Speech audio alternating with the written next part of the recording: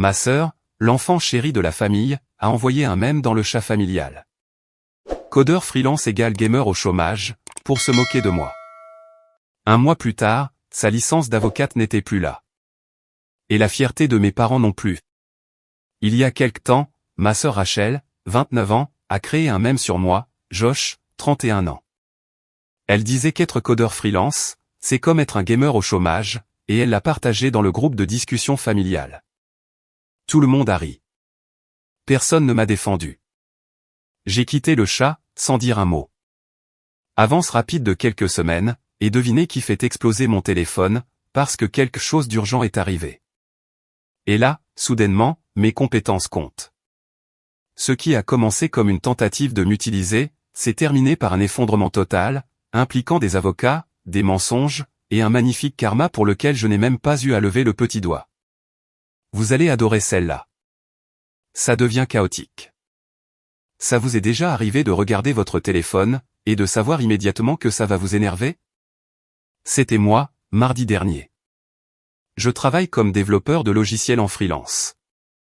Donc, pendant que je mangeais des restes de chinois, en réparant un formulaire de contact cassé pour un client dont le site web semblait avoir voyagé dans le temps depuis 2007, j'ai reçu une notification du groupe familial. Pour vous donner le contexte, ce chat a toujours été un bazar. Des GIFs de bonjour au quotidien de ma mère, des citations recyclées sur le travail acharné de mon père, ma sœur Rachel qui balançait des captures d'écran de ses exploits au hasard, comme si elle gérait sa propre campagne de relations publiques. Et tante Janice qui envoyait ses stupides mèmes de mignons. Donc, la moitié du temps, je mettais le chat en sourdine, et je passais à autre chose. Mais ce message-là, il a eu un effet différent. C'était un mème. Un dessin humoristique d'un type débraillé en sweat à capuche, avec de la poussière de chéto sur le clavier, entouré de canettes de boissons énergisantes vides. La légende disait, codeur freelance égale gamer au chômage. Mon nom a été tagué 2 fois.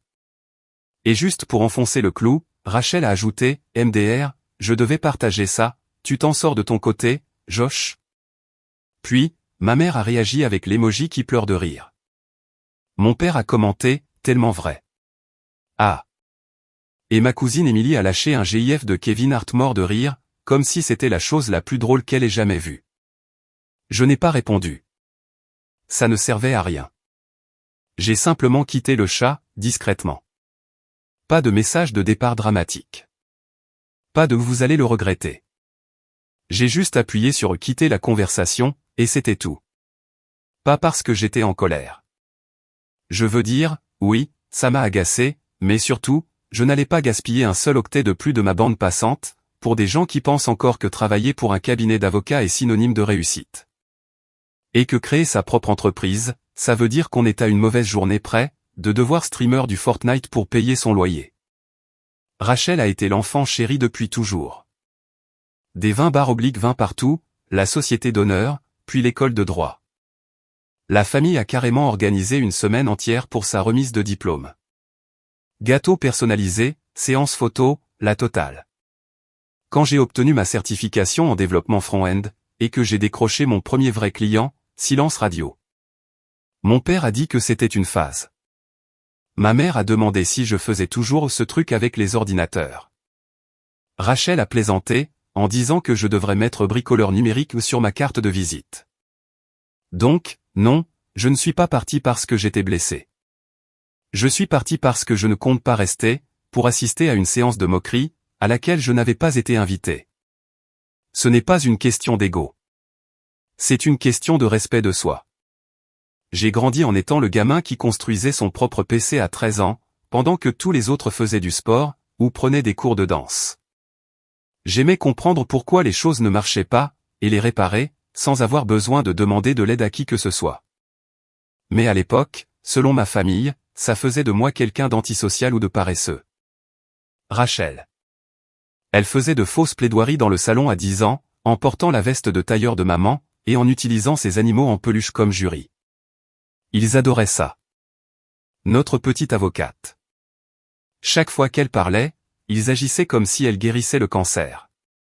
Chaque fois que je réparais le Wi-Fi, ou que j'aidais l'ami de ma mère à réinitialiser le mot de passe de son email, j'étais juste le gamin qui est doué avec les gadgets. Arrivé à 20 ans, j'ai arrêté d'essayer d'impressionner qui que ce soit. J'ai fait du freelance, j'ai travaillé sur des contrats qui payaient vraiment bien, et j'ai lentement construit une liste de clients. Je ne publiais rien à ce sujet, je ne le frottais au visage de personne. Je travaillais juste en silence, parce que je me disais que le succès parlerait de lui-même, un jour ou l'autre. Apparemment, pas assez fort pour qu'ils l'entendent, par-dessus les vantardises incessantes de Rachel, à propos de son examen du barreau et de ses abonnés LinkedIn.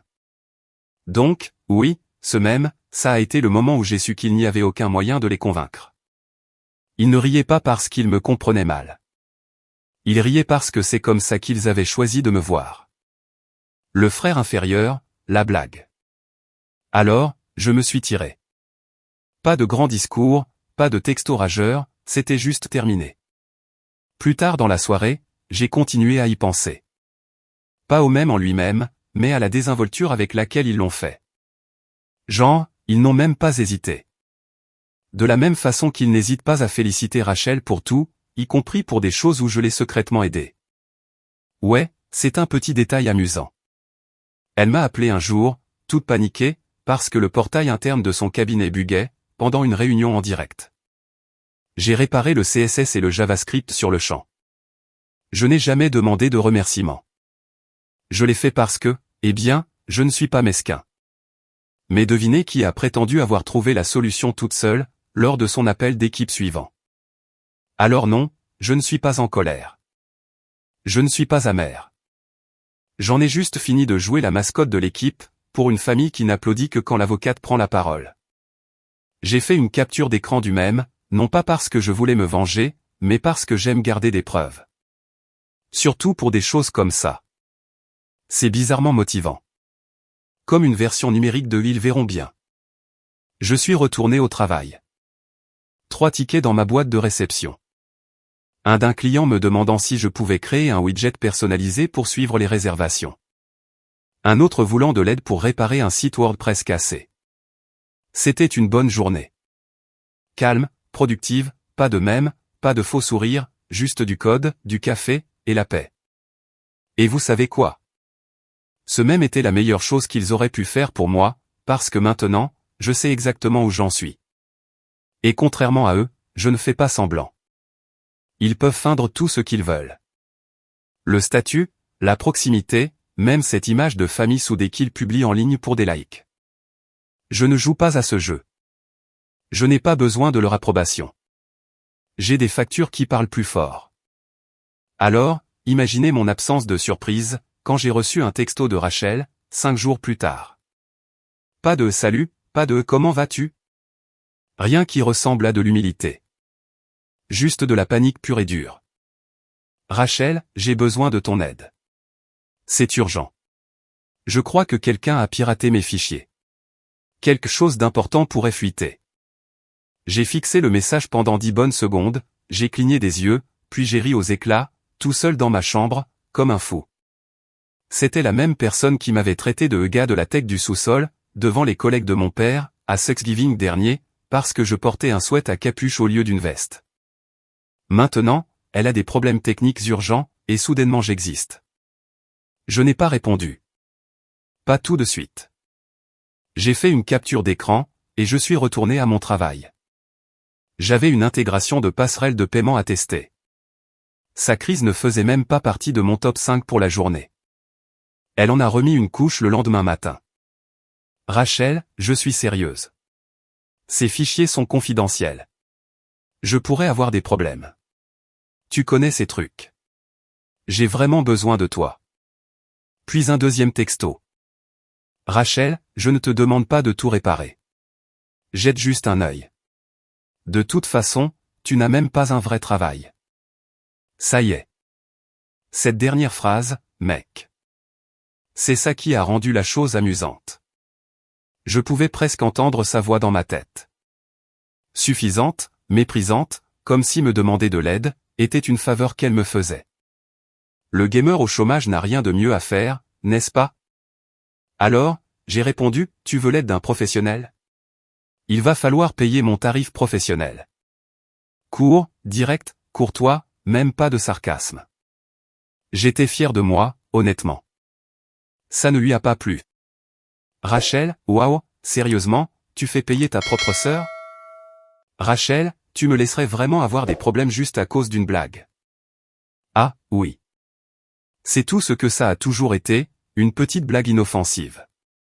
J'ai répondu, je ne te laisse pas avoir des problèmes. Tu te les attires toute seule. Puis, je l'ai mise en sourdine. 3 heures plus tard, ma mère a appelé.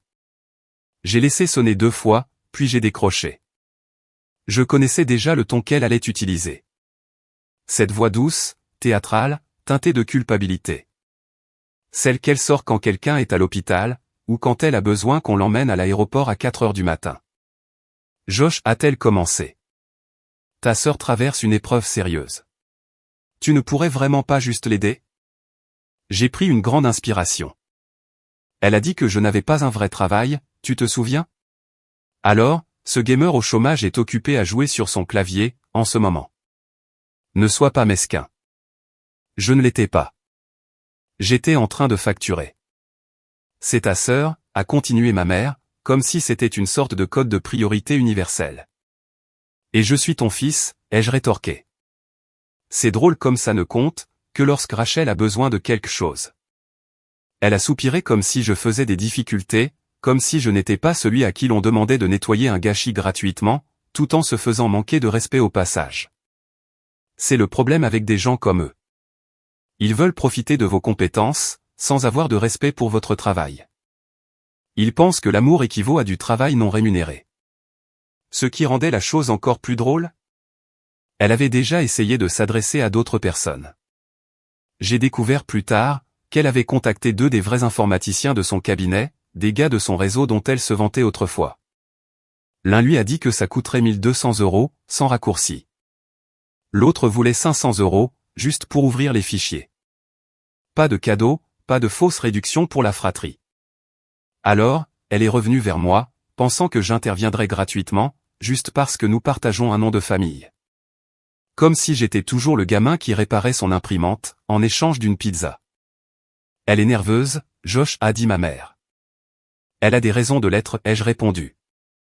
Fichier confidentiel, carrière juridique. Ces conséquences ne sont pas une blague. Maman est restée silencieuse pendant une seconde. Puis, elle a sorti la phrase qu'elle utilise toujours, quand elle est en train de perdre une dispute. Tu as toujours été jaloux d'elle. Ça y est. La solution de repli classique. Pas, tu as raison. Pas, nous avons été injustes. Juste le même récit facile sur lequel il s'appuie, depuis que nous sommes enfants. Rachel la star. Josh le problème. Peu importe le nombre de clients que j'ai aidés, ou le succès de mon entreprise. À leurs yeux, la réussite ne compte que si elle se trouve dans une salle d'audience, ou sur un titre LinkedIn. Je ne suis pas jaloux, ai-je dit calmement. J'en ai juste marre d'être traité comme le support technique de la famille, sans recevoir de salaire. Elle n'a pas répondu. Elle a juste dit très bien, puis elle a raccroché. Sans dire au revoir. Cette nuit-là, je me suis couché avec le même sweat à capuche dont elle s'était moquée autrefois. Confortable, sans stress, et totalement en paix avec ma décision. Le lendemain matin, je me suis réveillé dans le chaos. Des captures d'écran partout. Les fichiers de Rachel avaient fuité. Et pas n'importe quel fichier. On ne parle pas de contrat, ou de mémo juridique. On parle de capture d'écran de conversation sur une liaison amoureuse, de messages personnels, de trucs explicites, des trucs qui contenaient des noms, des horodatages, et même quelques références liées au bureau. Apparemment, elle avait encadré un de ses clients, de manière un peu trop intime. Et le truc, c'est que ma sœur est mariée, donc elle avait une liaison. Soudainement, toutes les connaissances communes chuchotaient. Le groupe de discussion que j'avais quitté est resté silencieux. Ma mère n'a pas appelé. Rachel n'a pas envoyé de texto. Personne ne m'a plus demandé d'aide. Je me suis assis à mon bureau en sirotant du café froid, regardant tout se dérouler, comme un spectateur à un match pour lequel je n'avais pas acheté de billets. Je n'ai pas ri. Je n'ai rien publié. J'ai juste ouvert mon application de notes, et j'ai écrit 3 mots. Je l'avais prévenu. Pas directement, pas de manière dramatique, mais de toutes les manières qui comptaient. Je lui avais dit des mois auparavant, que ses mots de passe étaient faibles. Que stocker des conneries sensibles dans des dossiers Google Drive nommés et ne pas ouvrir un, ce n'était pas exactement Fort Knox. Elle avait levé les yeux au ciel. Elle m'avait dit que tout le monde n'avait pas besoin d'être un geek paranoïaque. Très bien, alors. Maintenant, ces fichiers juridiques importants étaient éparpillés partout, mais pas pour les raisons qu'elle prétendait. Ce n'étaient pas des contrats de clients, ou des trucs confidentiels du cabinet. Non. Il s'est avéré que ces fichiers divulgués étaient des captures d'écran de messages explicites, entre elle et l'un de ses clients mariés. Des textos, des photos, et même une note audio stupide, où elle l'appelait Daddy, et plaisantait sur le fait de facturer leurs discussions coquines sous forme d'heures de conseil. Très professionnel, n'est-ce pas? Les captures d'écran comportaient des noms, des horodatages, et son adresse email professionnelle juste dans le coin. Elle n'a même pas pris la peine d'utiliser un téléphone jetable, juste de la stupidité pure, téléchargé directement sur le cloud. À midi, ils circulaient partout. Quelqu'un les a jetés anonymement dans un groupe juridique privé. Quelqu'un d'autre les a postés dans un groupe de discussion de son ancienne université, et puis, bien sûr, ils ont fait leur chemin dans le cercle des ragots juridiques locaux. Pour aggraver les choses, l'un des messages mentionnait littéralement le nom de son cabinet d'avocat, gardons ça discret. Mon cabinet pétrait un plomb s'il voyait ça. Oh, ouais. Tu crois? Je suis resté assis à mon bureau, rafraîchissant le tableau de bord pour le back-end e-commerce d'un client, tout en regardant sa réputation glisser dans un fossé, en temps réel. Mon téléphone a vibré quelques fois. Un message d'un ami de lycée, « Yo, c'est ta sœur qui fait le buzz sur les scandales juridiques ?» Un autre, « Est-ce qu'elle ne t'appelait pas toujours le chômeur ?» Yep, la même. Ce qui m'a vraiment époustouflé, c'est la rapidité avec laquelle les choses ont dégénéré. Ce n'était pas seulement de l'embarras. C'était un territoire de radiation potentielle du barreau. Certaines personnes ont même commencé à spéculer sur l'identité du gars, pour savoir s'il s'agissait d'un client qu'elle représentait. Si c'était le cas, alors elle avait peut-être franchi des limites éthiques, qui vont bien au-delà de la simple gaffe. Et puis, la cerise sur le gâteau. Quelqu'un a fait fuiter le fait qu'elle faisait l'objet d'une enquête interne au sein de son cabinet, pour des problèmes de comportement. Traduction, ils essayaient de trouver comment la virer le plus vite possible, sans se prendre d'éclats de balles perdues. Vers 15 heures, j'ai reçu le premier vrai message de sa part, depuis le début de toute cette histoire. Rachel, qu'est-ce que tu as fait? Pas de salut, pas d'aide, juste une accusation directe. J'ai fixé le message. L'ironie de la situation était incroyable. Elle m'avait supplié de l'aider, elle avait refusé de payer, et maintenant elle pensait que j'avais fait fuiter les captures d'écran de sa liaison, par vengeance. Non, je ne m'ennuie pas à ce point. Je n'ai rien fait, ce qui est quand même plus que ce que tu méritais. Je n'ai même pas eu de réponse. Juste une mise à jour de statut de sa part sur WhatsApp, qui disait « Les gens mentent quand ils se sentent menacés ». C'est ça. Bien sûr. C'est toi la victime ici. C'est toi la victime. Le soir venu, son mari était passé en mode fantôme complet, il avait supprimé ses réseaux sociaux, retiré leurs photos de mariage de son profil, et mis à jour sa bio pour simplement dire « Allez de l'avant ». L'action la plus froide que j'ai vue, depuis que quelqu'un a quitté une partie de Dota de rage. Le gars avait la réputation d'être discret. Jamais dans les drames. Donc, le voir agir comme si elle était morte pour lui, m'a dit tout ce que j'avais besoin de savoir. Elle n'a pas juste fait une erreur. Elle a incendié sa propre maison, et s'attendait à ce que le reste d'entre nous tienne le tuyau d'arrosage. Et puis, juste au moment où je pensais que ça se calmait, j'ai reçu un appel d'un numéro jetable. Je ne réponds pas d'habitude aux numéros inconnus, mais j'étais curieux. C'était son mari. Et mec, a-t-il dit. Je n'essaie pas de déclencher quoi que ce soit. Je sais juste que tu fais des trucs informatiques, et j'ai besoin de savoir. C'est toi qui as fait fuiter ça. Sa voix n'était pas en colère, juste fatiguée. Le genre de fatigue que l'on entend chez les gens, à qui l'on a menti en stéréo. Non, lui ai-je dit. Elle est venue me demander de l'aide. Je lui ai dit que je le ferais pour un certain prix. Elle a refusé. Ensuite, ça a fuité. Je n'ai rien à voir là-dedans. Il est resté silencieux. Puis il a dit, je te crois. J'avais juste besoin de l'entendre. Nous n'avons plus parlé après ça. Mais plus tard dans la soirée, il a posté une photo de leur chien sur Instagram avec la légende « Elle a eu le diplôme de droit. J'ai eu la meilleure loyauté. Je me fiche de savoir qui vous êtes. » C'est le sommet de la justice poétique. Pendant ce temps, j'ai continué à travailler, parce que contrairement à elle, j'avais réellement des clients. Je ne faisais pas que survivre. Je me développais. J'ai même eu un gars du coin, dans l'installation de climatisation, qui m'a recommandé à l'un de ses amis entrepreneurs, qui avait besoin d'un travail back-end personnalisé, pour planifier des installations. Il a dit, je lui ai dit, tu es le gars qui ne plaisante pas. Cette seule phrase a fait plus pour moi, que tout ce que ma famille a jamais dit. Le groupe de discussion familiale est resté silencieux. Personne ne m'a contacté. Pas de contrôle des dégâts, pas même de la part de ma mère. Je suppose qu'ils étaient occupés à nettoyer le gâchis, fait par l'enfant qui, selon eux, avait une direction dans la vie. Vers minuit, j'ai reçu un dernier message de Rachel. « Rachel, tu adores ça, n'est-ce pas ?» Je n'ai pas répondu. J'ai juste archivé la conversation. Je n'adorais pas ça. Je n'étais même pas en train de célébrer. Ce n'était pas une victoire pour moi.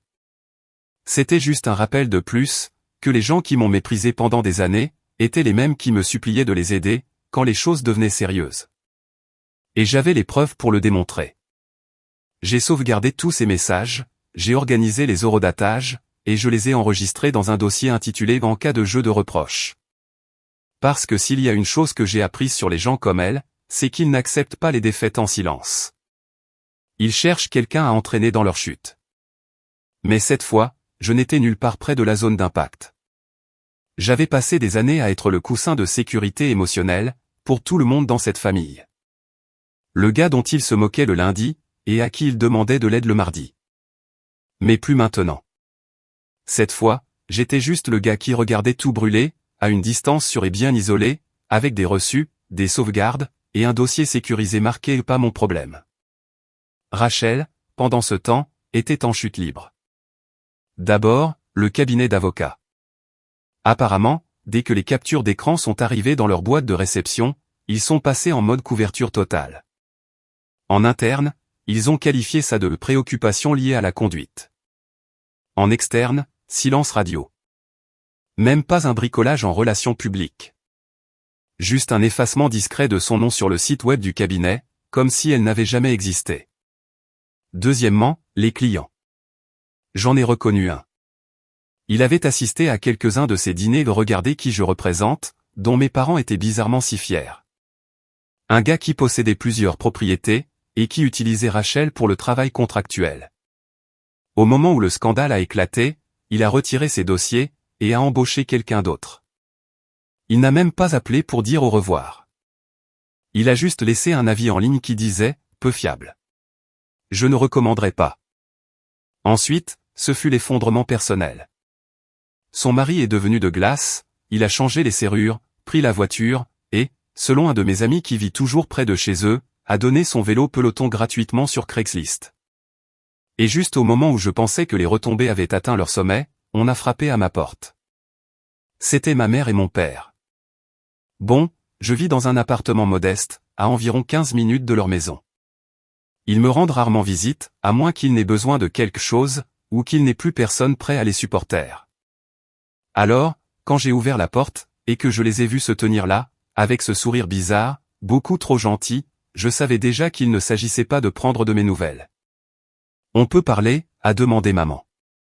Je me suis écarté. « Bien sûr, enlevez vos chaussures. » Ils se sont assis, raides, comme s'ils rendaient visite à un agent de libération conditionnelle. Papa s'est raclé la gorge, comme s'il s'apprêtait à lancer un PowerPoint. « Ta sœur traverse une période difficile », a-t-il dit. J'ai hoché la tête. Ouais, apparemment, elle a aussi traversé des gens. Maman a grimacé. Josh, s'il te plaît. Elle a dit que je ne saurais rien, leur ai-je rappelé, que le freelancing était un mot de code pour chômage, que j'avais juste de la chance si quelqu'un avait besoin d'un site web bon marché. Je m'en souviens. Et vous? Ils ont bougé sur leur chaise. Aucun des deux n'a croisé mon regard. Nous ne sommes pas ici pour revivre de vieilles disputes, a dit papa, de sa voix neutre préférée. Nous sommes ici pour demander ton aide. J'ai haussé un sourcil. Vous voulez dire la même aide pour laquelle elle a refusé de payer? Silence. Elle fait l'objet d'une enquête. L'association du barreau pourrait s'en mêler. Elle pourrait perdre sa licence, a finalement dit ma mère. Elle a fait fuiter les textos de sa propre liaison, ai-je répondu. La seule chose que j'ai faite, c'est dire non. Elle dit que tu les as manipulés, a dit mon père. J'ai ri fort. Le genre de rire qui met les gens mal à l'aise. Alors, elle devrait me poursuivre en justice. Oh, attendez.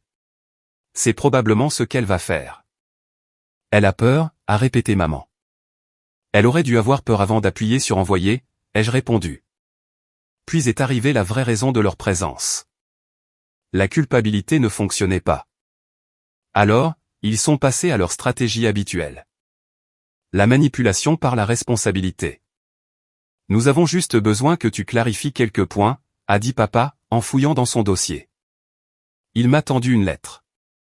Elle était déjà signée par Rachel, une déclaration rédigée à l'avance, affirmant que les captures d'écran étaient fausses, possiblement créées par un membre de la famille ayant accès à ses identifiants cloud. Il voulait que je la signe, moi aussi. J'ai cligné des yeux.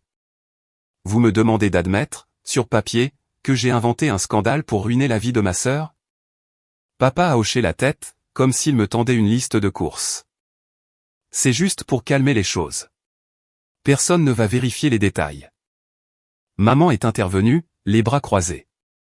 Tu n'as même pas de réputation à protéger, Josh. Elle oui. Sois raisonnable. Je les ai dévisagés. Vous êtes vraiment en train de dire que je n'ai rien à perdre. Elle est avocate, a lâché ma mère. Elle a construit quelque chose. Toi, tu travailles sur ton ordinateur portable. Tu pourrais t'en remettre. C'est la logique la plus stupide que j'ai jamais entendue, ai-je dit. Vous voulez que je mente, pour qu'elle puisse continuer à faire semblant d'être meilleure que moi. Nous ne te demandons pas de mentir, a dit mon père. Nous te demandons de soutenir ta sœur. J'ai encore ri. C'est ça du soutien. Vous voulez que je m'immole, juste pour la garder au chaud. Tu déformes toujours tout, a aboyé ma mère. C'est pour ça que personne ne te prend au sérieux.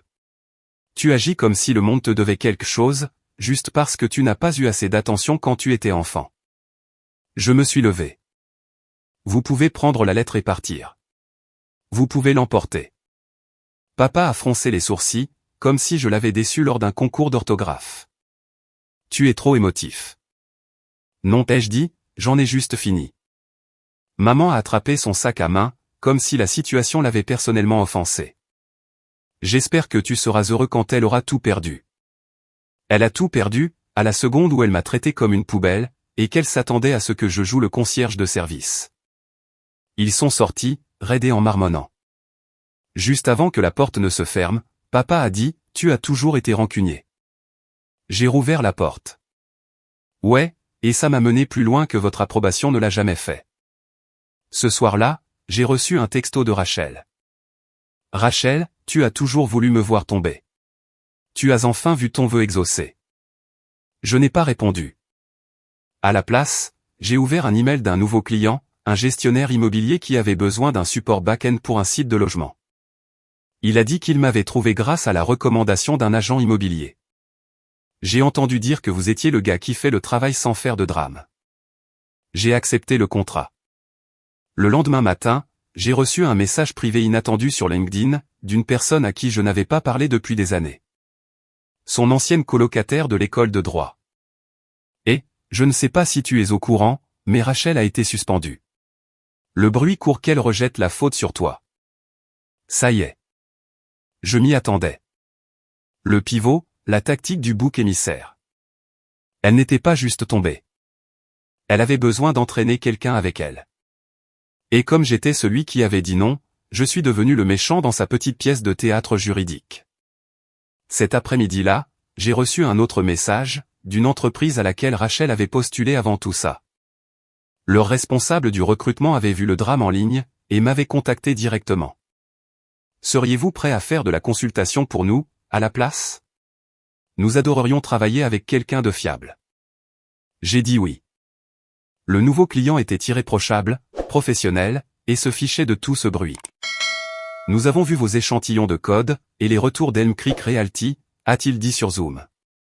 Vous êtes clairement la personne pour ce poste. C'était tout. Pas de drame, pas de fouille, juste du respect. Mais pendant que je déboguais leur portail de locataires, Rachel était en mission d'un autre genre. Le contrôle des dégâts par la déviation. L'avis juridique officiel est arrivé dans ma boîte de réception, 3 jours plus tard. Objet, mise en demeure. Avis d'intention d'engager des poursuites judiciaires. Ma première réaction ? J'ai tellement ri que j'ai failli renverser mon café.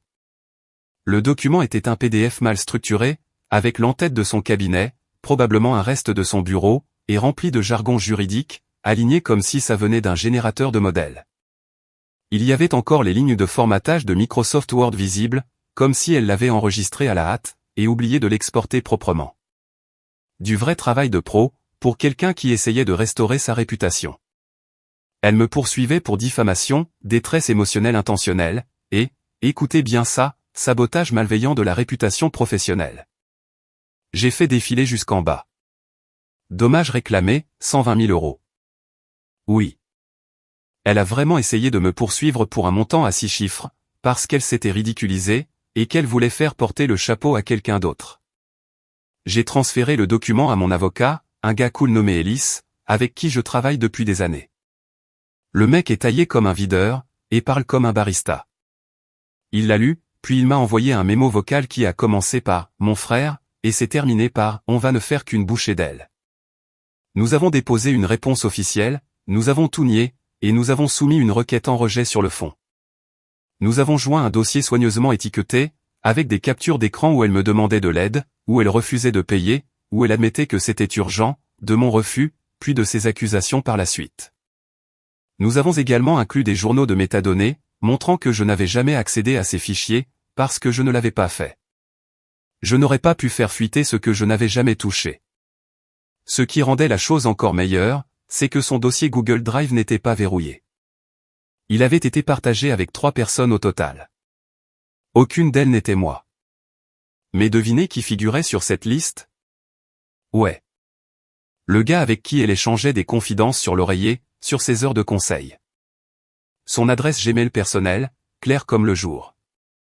Ça seule a anéanti tout son argument. Si quelqu'un avait fait fuiter ça, c'était soit elle, soit son petit jouet. Je n'étais même pas dans le bâtiment, et encore moins dans la file des suspects. La date de l'audience a été fixée à 2 semaines plus tard. Pendant ce temps, je ne lui ai pas répondu. Je n'ai pas non plus interagi avec mes parents. Ma mère a essayé d'appeler une fois. J'ai refusé. Elle a suivi avec un message passif-agressif. Tu prends ça dans des proportions démesurées. Les familles ne se poursuivent pas en justice. Non, mais apparemment, elles essaient de se piéger mutuellement, quand ça arrange leur histoire. Le matin de l'audience, je suis arrivé en avance. Pas parce que j'étais anxieux. Je voulais juste une bonne place pour le cirque. Rachel était déjà là, assise raidement à côté d'un avocat junior que je n'avais jamais vu. Je suppose que le cabinet ne voulait pas que son nom soit associé à ces ordures. Je suppose qu'elle a trouvé quelqu'un d'assez novice, ou d'assez fauché, pour prendre son dossier. Quoi qu'il en soit, le mec avait l'air de pratiquer le droit, entre 2 livraisons d'Ordache. Bref, elle avait l'air de n'avoir pas dormi depuis une semaine. Des cernes sombres, une expression vide, comme si la réalité l'avait enfin frappée en plein visage, et qu'elle essayait encore de décider, si elle devait pleurer, ou faire semblant que ça ne faisait pas mal. Son avocat a ouvert l'audience avec un récit dramatique de l'assassinat de la réputation de Rachel, affirmant que j'avais un accès expert à ses appareils, que j'avais délibérément manipulé des messages privés pour la piéger, que j'avais une vendetta personnelle, née de la jalousie de l'enfance. J'ai failli m'étouffer. Le mec lisait un script, comme s'il était dans la série Suits. Puis Ellis s'est levé. Aucune manipulation n'a eu lieu, a-t-il dit d'un ton neutre. Ce qui s'est passé, c'est que la plaignante a stocké du contenu explicite et compromettant, dans un dossier cloud partagé, sans aucun cryptage, sans protection par mot de passe, et a ensuite tenté de rejeter les conséquences sur l'accusé, qui a refusé de l'aider gratuitement. Il a fourni des documents montrant qu'elle a demandé de l'aide, refusé de payer, et l'a ensuite blâmé lorsque la fuite s'est tout de même produite.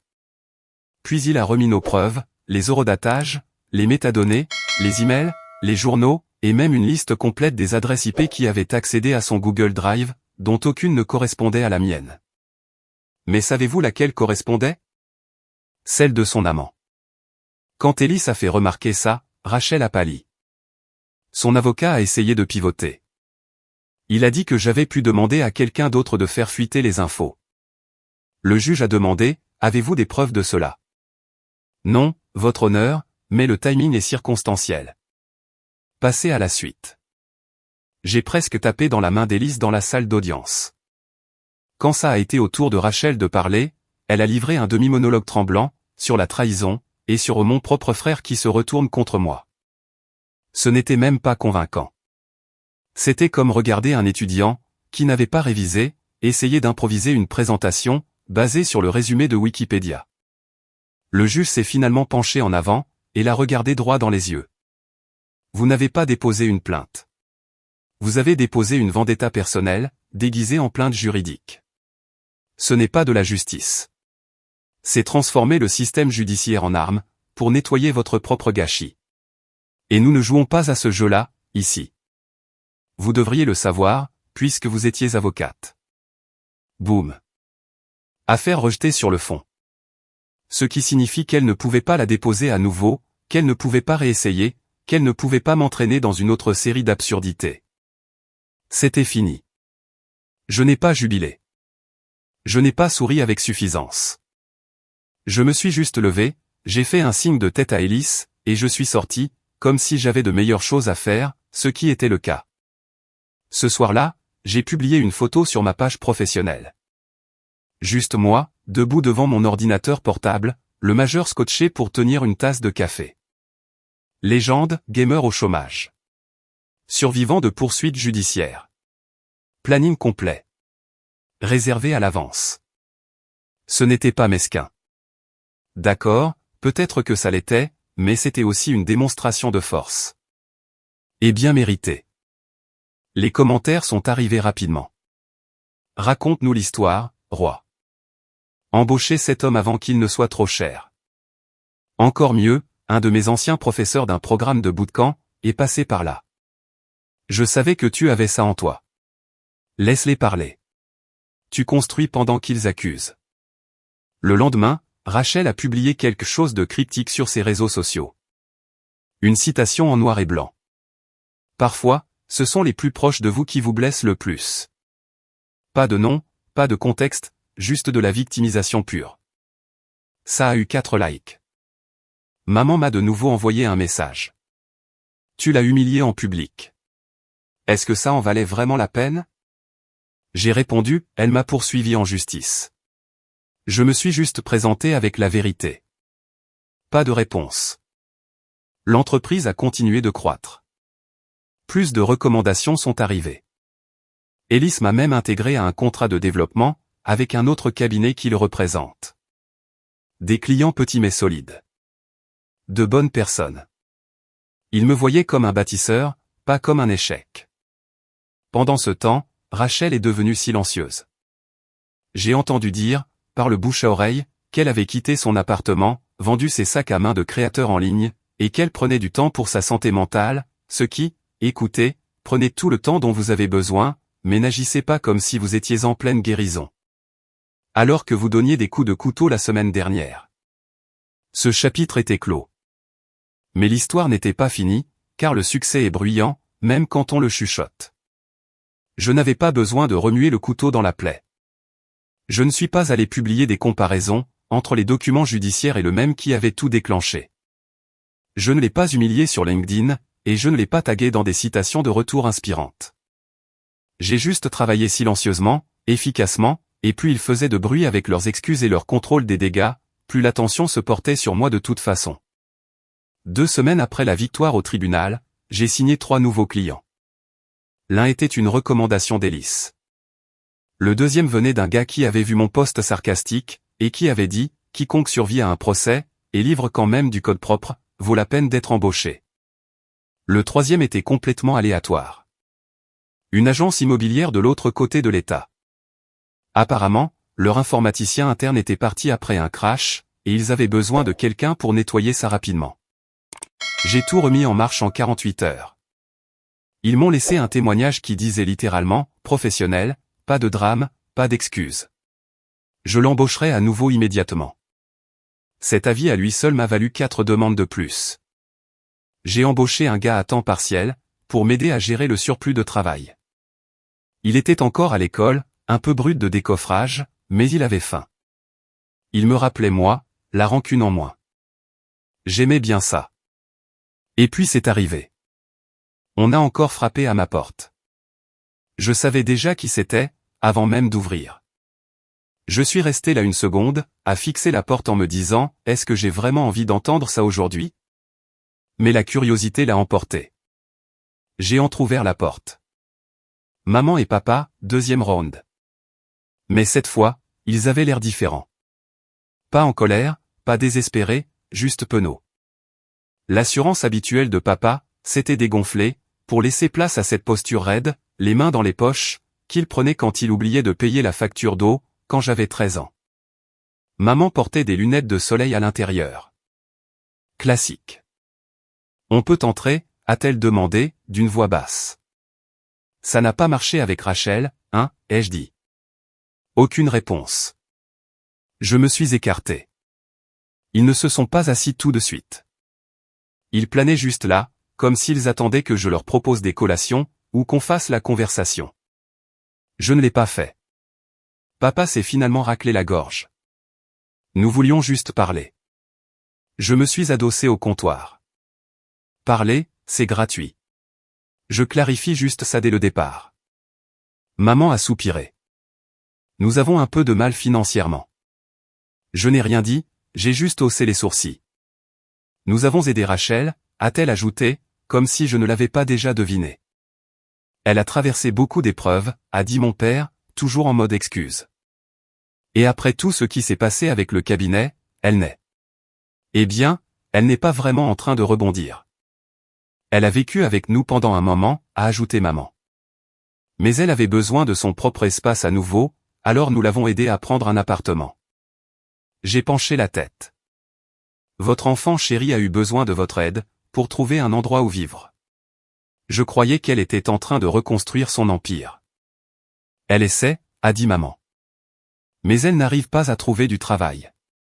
Personne ne veut l'embaucher en ce moment. Je suis resté silencieux. J'ai laissé planer un blanc. Ça les mettait toujours mal à l'aise. Puis est venu le coup de grâce. Nous espérions, a dit papa prudemment, que tu pourrais peut-être l'aider, juste un peu. Elle ne le demande pas directement, évidemment, mais tu sais à quel point les choses ont été difficiles. Laissez-moi vous arrêter tout de suite, ai-je dit. Vous voulez que je lui donne de l'argent? Ils ont hésité. Puis maman a réessayé. Juste un petit prêt. Nous savons que tu réussis bien maintenant. Tu as ta propre entreprise. Ce ne serait pas grand-chose. Et vous pensez que ça rend la chose normale, ai-je demandé. Vous avez ri quand elle m'a traité de chômeur. Vous l'avez soutenue quand elle a essayé de me traîner en justice. Vous m'avez accusé de l'avoir sabotée. Et maintenant, parce que je ne me suis pas effondré comme elle, je lui suis redevable. Il ne s'agit pas d'être redevable, a dit papa rapidement. Il s'agit de la famille. J'ai ricané. Ah, maintenant je fais de nouveau partie de la famille. Pas quand vous aviez besoin d'une signature, pour sauver sa licence du barreau. Pas quand je construisais mon entreprise à partir de rien. Mais maintenant que vous avez besoin d'argent. Maintenant, je suis de retour dans le club. La voix de maman s'est élevée. Josh, ne fais pas ça.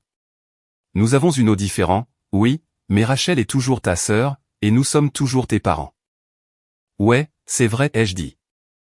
Et je me souviens exactement de la façon dont vous avez agi, quand elle était au sommet. Je me souviens du nombre de fois où j'ai été ignoré, rabaissé, moqué. Vous n'avez jamais cru en ce que je faisais. Vous pensiez que le codage était une phase. Vous pensiez que le freelancing signifiait être paresseux. Vous ne m'avez jamais considéré, autrement que comme une solution de secours. Tu transformes ça en quelque chose que ça n'est pas, a dit papa. Nous ne voulions pas te faire de mal. Vous pensiez juste que je n'y arriverais pas, ai-je répondu. Le silence après ça a été assourdissant. J'ai marché vers la petite table, près de l'entrée, et j'ai ramassé une enveloppe en papier craft. À l'intérieur, il y avait une copie du procès de Rachel, le jugement de rejet du tribunal, et mes propres formulaires récents d'enregistrement d'entreprise, pour la saison des impôts. Je la leur ai tendue. Qu'est-ce que c'est, a demandé maman. Des preuves, ai-je dit. De là où j'étais. De ce que j'ai construit. Puisque vous n'aviez pas l'air de l'avoir remarqué avant. Elle l'a ouverte, a jeté un coup d'œil à l'intérieur, puis l'a reposée sans dire un mot. Je ne lui donnerai pas un centime, ai-je continué. Et je ne vous en donnerai pas un non plus. Vous avez fait vos choix. Vous avez misé sur le mauvais cheval. Ne faites pas les surpris maintenant, qu'elle ne peut plus vous porter. C'est injuste, a rétorqué papa. Non, ce sont des mathématiques, ai-je dit. Vous avez tout investi en elle, émotionnellement, financièrement, publiquement. Et quand j'ai réussi, vous n'étiez pas fier. Vous étiez silencieux. Alors, gardez cette même énergie maintenant. Ils n'ont pas argumenté après ça. Ils sont juste restés là maladroitement, comme s'ils pensaient que je changerais peut-être d'avis, s'ils avaient l'air assez pitoyables. Finalement, ils sont partis. Ils n'ont même pas fermé la porte correctement. J'ai dû marcher pour la fermer moi-même. Au printemps, tout ce dont elle s'était vantée autrefois, avait disparu. La suspension du barreau est devenue permanente, discrètement. Pas de communiqué de presse, pas d'appel, juste un titre retiré, et une note sur le site officiel indiquant « Licence inactive, violation éthique ». Aucun cabinet ne voulait la toucher après ça. Même celui où elle avait fait son stage, l'a rayée de sa liste d'anciens élèves. Les réseaux de rumeurs n'ont pas oublié non plus. Groupe juridique, clients, recruteurs, tout le monde parlait, pas fort, pas en public, mais assez fort pour fermer toutes les portes, avant même qu'elle ne puisse frapper. Elle a essayé de pivoter. Consultation, coaching stratégique. Rien n'a marché. Les gens cherchaient sur Google. Ils voyaient les captures d'écran, l'affaire judiciaire, sa tentative de blâmer son propre frère. Ce genre de tâche ne part pas au lavage. Elle a encore déménagé. Un endroit plus petit, moins central. Fini les photos de balcon avec un café. Fini les légendes sur la réussite. Juste le silence. Ses amis ont arrêté de la taguer. Les connaissances communes se sont désabonnées. Ceux qui disaient autrefois, ta sœur assure, ne disaient plus rien du tout. Et ce silence, c'était la partie la plus bruyante. Quant au procès qu'elle a intenté contre moi, il n'a pas seulement été rejeté. Il l'a suivi. Chaque cabinet auquel elle postulait voyait le dossier. Frivole, personnel, désespéré. Ça leur disait tout ce qu'ils avaient besoin de savoir. Elle n'a plus jamais repris contact. Mes parents non plus. Je n'avais pas besoin d'excuses. J'avais juste besoin d'espace. Et quand les gens demandent ce qui s'est passé entre nous, je reste simple. Elle a tout parié sur le fait d'être meilleure que moi.